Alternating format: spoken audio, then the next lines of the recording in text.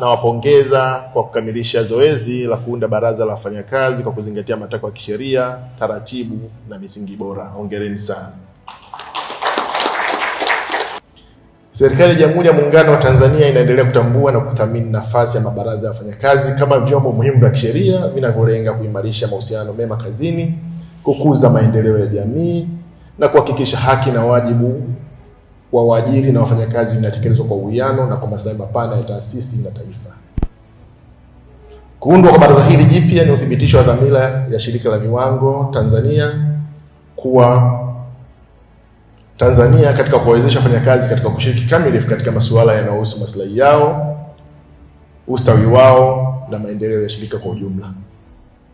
Serikali inatarajia mabaraza ya wafanyakazi yawe majukwaa ya majadiliano ya hoja kwa uwazi, kwa kuheshimiana, badala ya kuwa vyanzo vya migogoro na misuguano isiyokuwa na tija, na kushughulikiana.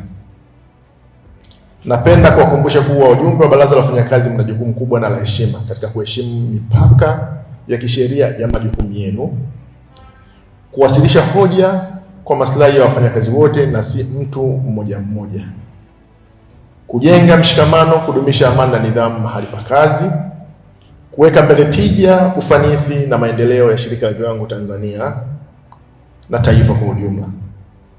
Aidha, napenda kuikumbusha management ya TBS kuwa mabaraza ya wafanyakazi si vyombo vya hiari bali ni matakwa ya kisheria.